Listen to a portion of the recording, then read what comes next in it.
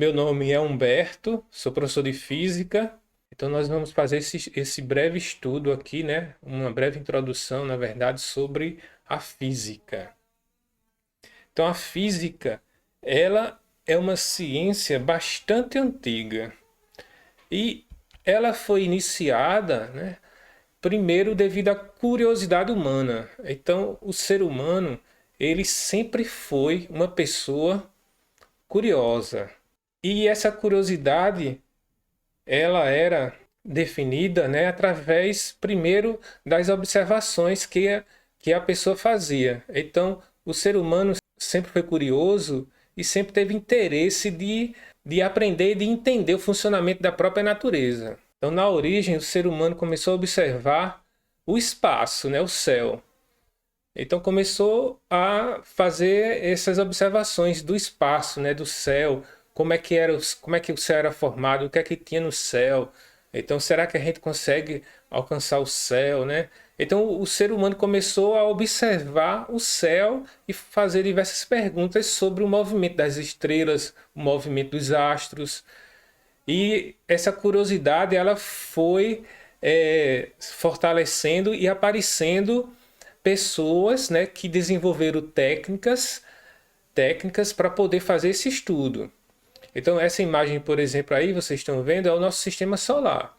Nosso sistema solar, como vocês já sabem, ele é composto, né, pela estrela, que é o Sol, e alguns planetas que giram em torno dele. Então essa curiosidade humana levou o homem, né, a observar o céu. Então nessa observação do céu, nós começamos a identificar que existem diferenças entre os astros que estão no céu. Então o homem, através dessa curiosidade, começou a fazer esse estudo e se aprofundando. Então, como eu estava dizendo, aí é o nosso sistema solar. O sistema solar ele é composto, né, pelo Sol e os planetas. Então, quem lembra da sequência é o Mercúrio, Vênus, Terra, Marte, Júpiter, Saturno, Urano e Netuno. Então, você tem aí os planetas que circulam, né, giram em torno do Sol. Mas só que antes, né, do sistema solar, dessa maneira aqui que é representada e que é aceita, né, e que já foi comprovada por diversas situações, né, até mesmo através da viagem espacial. Então o homem já conseguiu observar isso mais de perto, né, que antes era da Terra olhando para o céu. Hoje o homem lança naves e satélites e consegue filmar, tirar fotos e mesmo viajar no espaço. Mas antes dessa possibilidade, o homem pensava, né, imaginava e acreditava que a Terra que era o centro do sistema. Então tudo girava em torno da Terra, inclusive o Sol. Só que isso aí foi alterado na medida que o estudo foi avançando. Então aí nós temos o sistema heliocêntrico e o sistema geocêntrico. Então no sistema heliocêntrico, que é o sistema atual, né, que foi comprovado cientificamente, o Sol está no centro do sistema solar e os planetas estão girando ao seu redor. Já no sistema antigo, geocentrismo, né, o geocêntrico, era a Terra no centro e tudo girava em torno da Terra. Então isso aí foi a ciência que foi, através dessa curiosidade, ela foi analisando e fazendo os estudos de observação e também estudos de cálculo matemático para prever o movimento dos astros no céu. Então isso aí a ciência explica e principalmente a física. Então, primeiro a gente teve essa curiosidade de observar o mais próximo e hoje nós temos a curiosidade ainda maior de observar fora do nosso sistema solar, né? Então nós conseguimos observar hoje com os satélites e os instrumentos ópticos bastante avançados, né? Nós conseguimos observar e tirar fotos de galáxias. Então aí nós temos como exemplo a nossa galáxia, a Via Láctea.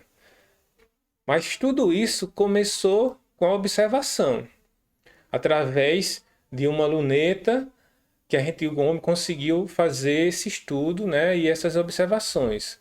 Aí a partir daí surgiu o que a gente chama de astronomia. A astronomia é uma ciência natural que procura compreender fenômenos originados fora da atmosfera da Terra.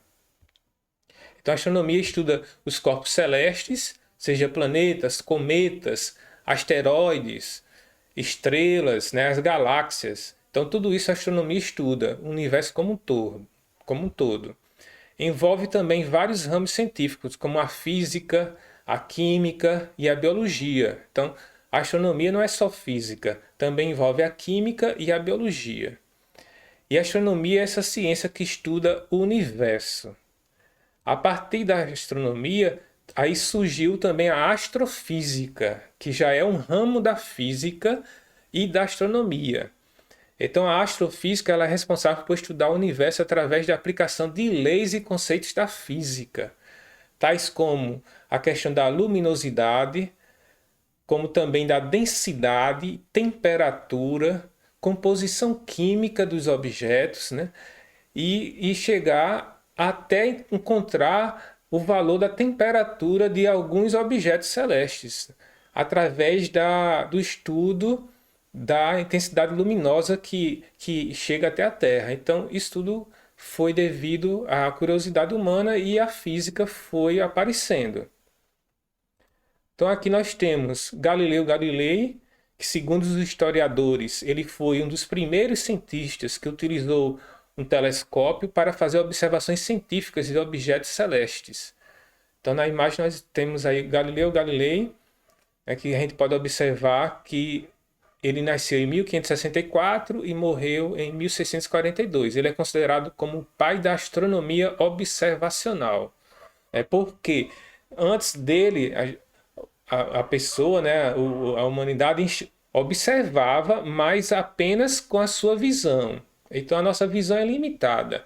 Então a partir de Galileu Galilei, ele começou a observar utilizando instrumentos como o telescópio. Então ele conseguiu observar muito melhor do que uma pessoa somente usando a sua visão, né? Então utilizamos equipamentos, instrumentos para poder fazer as nossas observações e as nossas medidas. Então a física ela é uma ciência que é teórica e experimental. Então aí Galileu usou, né, através de uma experiência de pegar uma luneta ou um telescópio e observar. Então ele usou um equipamento.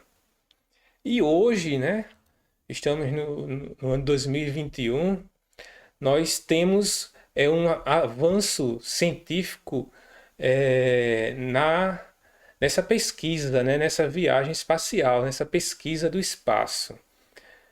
Então, por exemplo, agora a NASA, se você entrar no site da NASA, você vai conseguir visualizar o planeta Marte através do equipamento que eles mandaram para Marte, que eu vou mostrar a imagem daqui a pouco.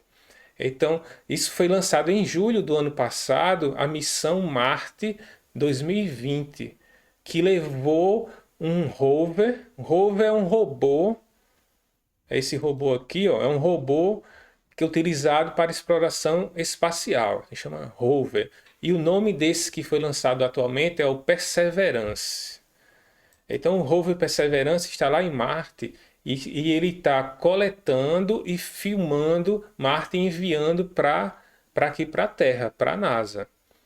Então, agora a NASA está celebrando, né, a quinta, aliás, o envio do quinto rover. Então, a NASA está celebrando esse envio do quinto rover para o planeta vermelho, que é o planeta Marte. E além do rover, ele levou também um helicóptero que está sobrevoando o planeta Marte. Então, para você ver o avanço científico. Então, aí nós temos o rover chamado Perseverance, que está em Marte coletando imagens, né? E aqui também nós temos um esquema dele. Aí ele é composto de supercâmera, de alguns equipamentos e de esse sistema foi bastante testado aqui primeiro na Terra, né, para ver se ele suportava lá a situação lá de Marte, né, para ele se locomover com facilidade e fazer as suas análises. Então, essas informações estão todas sendo enviadas para o nosso planeta. Então, para você ver aí como o avanço científico é importante, né? Que hoje a gente faz um estudo lá de Marte, que é um planeta que é o mais próximo da Terra, né? Que é um pouco mais distante do Sol. Pronto, ali é só para vocês terem uma ideia, né? Que a gente, tanto o microcosmo como o macrocosmo, ele necessita de estudos, né? Então, você desde uma micropartícula como um átomo, com próton, elétron, até a estrutura das galáxias, né? O conjunto de galáxias. E esse microcosmo que a física estuda, ele, essa física é chamada de física quântica. Então, a física quântica é a física que estuda as partículas elementares, né? As menores partículas, cujas dimensões são próximas ou abaixo da escala atômica, tais como moléculas, átomos, elétrons, prótons e outras partículas subatômicas. Então, muito embora também possa descrever fenômenos macroscópicos em diversos casos. Então, nós temos aí a física quântica e as aplicações da física, né? Então, nós temos aqui, só para exemplificar, algumas aplicações da física quântica. Então, temos aqui o leitor de código de barras. O leitor de código de barras utiliza a física quântica. Nós temos aqui a nanotecnologia, circuitos integrados e os microcircuitos, os nanocircuitos. O laser também utiliza a física quântica. Então, esse termômetro a laser, por exemplo, agora que o pessoal está usando para medir a temperatura, então você tem ali aplicações da física quântica. E essa estrutura da física quântica, essa estrutura do micro, né? Ela tem uma base e uma explicação, que é através das ondas eletromagnéticas. Então, nós estudamos as ondas eletromagnéticas também na física. O que são essas ondas eletromagnéticas? Aí está só uma animação para mostrar, mas elas são oscilações formadas por campos elétricos e magnéticos, e esses campos são variáveis. E elas se propagam tanto no vácuo quanto em meios materiais. Elas são ondas tridimensionais, transversais, que viajam na velocidade da luz, transportando exclusivamente energia. Aí você pergunta, e essas ondas eletromagnéticas, onde é que eu encontro, né? Essas ondas eletromagnéticas estão no nosso dia a dia. Por exemplo, quando você liga uma televisão, um rádio, um micro-ondas, você está utilizando as ondas eletromagnéticas. Quando você pega o seu celular, faz uma chamada, manda uma mensagem, né? Manda um vídeo, manda uma foto. Quando você conversa com alguém usando o smartphone, o celular, você está fazendo isso através da transmissão das ondas eletromagnéticas. Então, essas ondas eletromagnéticas, elas são divididas em dois tipos. Ela é dividida em radiação não ionizante e radiação ionizante. A radiação ionizante é aquela que faz mal para nós, como, por exemplo, os raios ultravioleta.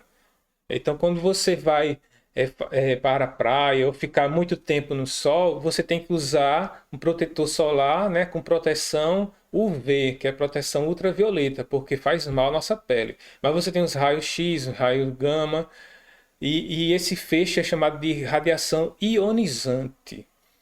E acima disso nós temos a radiação não ionizante, aquela que não faz mal. Então, é a luz visível, as ondas de rádio, as ondas baixas, as ondas de TV, as ondas de Wi-Fi, né, que a pessoa pode usar em casa, isso não faz mal. Então aí você tem as ondas não ionizantes. Também podemos observar a aplicação da física e das ondas eletromagnéticas, né, como eu já tinha falado, a questão das ondas de TV. Então aí você tem um satélite, as ondas de TV, ondas de rádio e também as ondas de comunicação, como a comunicação através do celular. Então, quando a gente faz uma chamada para alguém, isso aí está sendo transmitido para uma antena e dessa antena vai para o satélite, né? Como é que a gente pode se comunicar daqui do Brasil para o Japão, que está lá no outro lado do planeta? Então, apenas antenas não daria, não teria condições. Então, vai para antenas, da antena vai para o satélite, que está girando em torno da Terra, e do satélite volta para outra antena que vai para o celular. E isso é feito tudo de maneira praticamente instantânea. Por quê? Porque as ondas eletromagnéticas, elas caminham com a velocidade da luz, ou próxima à velocidade da luz, que nós vamos estudar isso também. Além disso, a física também ela é aplicada na medicina. Então, todo mundo já fez ou conhece alguém que fez algum exame médico, né? Então, por exemplo, o simples exame de raio-x que a gente tinha comentado agora é uma aplicação da física na medicina, na área da saúde.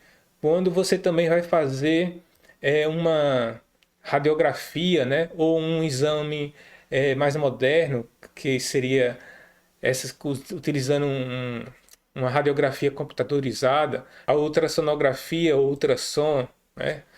Tem também a questão da radioterapia, que é essa segunda imagem aqui, ó.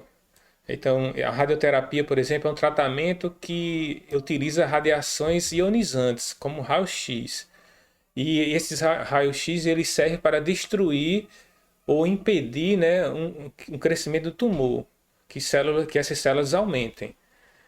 Essas radiações elas não são vistas e durante a aplicação o paciente não sente nada. Por quê? Porque ela atravessa o corpo humano, então e atinge apenas aquele tumor. Então a radioterapia ela pode ser usada em combinação com a quimioterapia e outros tratamentos. Então, o ultrassom, que é um exame mais simples também, né, que toda gestante tem que fazer para verificar o feto, o bebê. E até também, mesmo sem ser gestante, a pessoa pode fazer para verificar os órgãos internos como é que está, né? Então aí você tem a aplicação da física na saúde também, né? Então a física, você encontra a física no dia a dia. E agora a gente vai falar mais um pouco da física clássica, que é a física que nós vamos estudar na escola, de maneira rápida. Por exemplo, a mecânica. A mecânica é o assunto que a gente estuda principalmente no primeiro ano e no início lá do EJA ciclo 5. Então a mecânica ela é a parte da física, ou o ramo da física, que estuda os movimentos. Então, desde o movimento de um carro ao movimento uma partícula, de uma moto, uma pessoa caminhando, correndo. Então, vai estudar o movimento de maneira geral. Então, a mecânica é o ramo da física que estuda o movimento. E ela se divide em três partes. Você vai encontrar a cinemática, a dinâmica e a estática. Então, a cinemática vai estudar o movimento sem se preocupar com as causas. A dinâmica é a parte da mecânica que vai estudar o movimento, agora procurando as causas, o porquê ou como aquele objeto entrou em movimento e como ele mantém esse movimento. E a estática vai estudar o equilíbrio. Outro ramo da física é chamado de termologia. Então, a termologia é o ramo da física que vai estudar os fenômenos térmicos, então os fenômenos que envolvem temperatura e calor. Aí temos também outro ramo da física chamado de ondulatória, que é o ramo da física que estuda as ondas. Então, as ondas eletromagnéticas, as ondas sonoras, as ondas na superfície de um lago. Então, tudo que for onda, essa parte aí vai estudar, ondulatória. A óptica, ela é a parte da física que estuda os fenômenos luminosos. Então, aqui na óptica nós vamos estudar a luz, o que acontece com a luz.